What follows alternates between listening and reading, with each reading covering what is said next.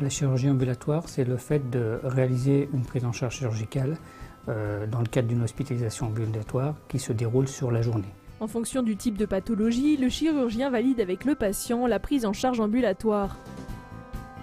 On sait depuis très longtemps désormais qu'une prise en charge ambulatoire avec un patient hospitalisé qui passe le moins de temps possible à l'hôpital l'expose par exemple à moins de complications, notamment infectieuses, que des malades hospitalisés plusieurs jours, sans qu'il y ait pour autant de perte de chance et de baisse de qualité de la prise en charge.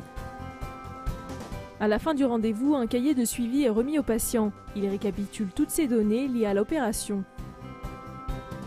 On avait commencé par des actes entre guillemets simples. C'était le canal carpien, c'était les phimosis, mais parce qu'on n'avait pas de recul encore, on n'avait pas encore d'expérience.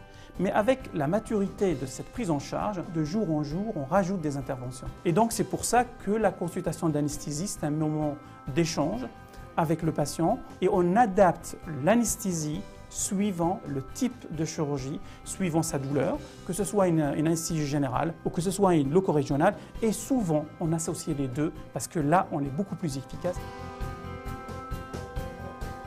Les patients souvent nous posent la question, si je suis endormi, est-ce que je peux sortir le jour même? Il faudrait savoir que les produits qu'on utilise actuellement sont rapidement éliminés et la concentration dans le sang, elle est presque inexistante après quelques heures. Ceci n'empêche pas la sortie du malade. Si tous les critères sont remplis, une date d'opération est fixée à la fin du rendez-vous. Le jour de l'intervention, le patient est accueilli par les infirmières de l'unité de chirurgie ambulatoire. Pour accéder à l'intervention, le patient doit suivre quelques recommandations. C'est surtout que le patient ait quelqu'un pour l'accompagner à sa sortie et surtout une personne qui reste la nuit auprès du patient parce qu'on ne peut pas laisser le patient tout seul après une anesthésie jusqu'au lendemain matin. Que le patient n'habite pas loin d'un hôpital et qu'il ait un téléphone à son domicile, portable ou téléphone fixe, pour pouvoir appeler en cas de besoin. Aucune contre-indication médicale n'est relevée, l'opération peut donc avoir lieu. Le patient est installé dans une chambre pour se changer. Puis direction le bloc opératoire.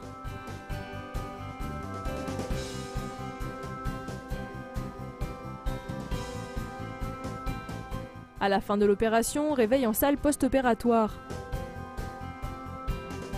Les infirmières prennent les constantes et évaluent l'état de réveil et la douleur du patient.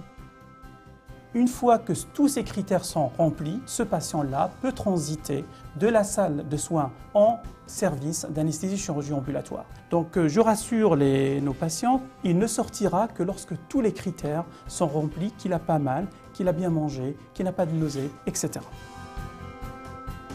Le premier message, c'est pour les patients.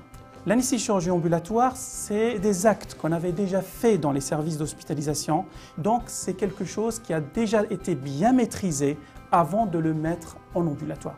Le deuxième message concerne nos confrères médecins traitants. À aucun moment, il va remplacer le médecin de l'hôpital.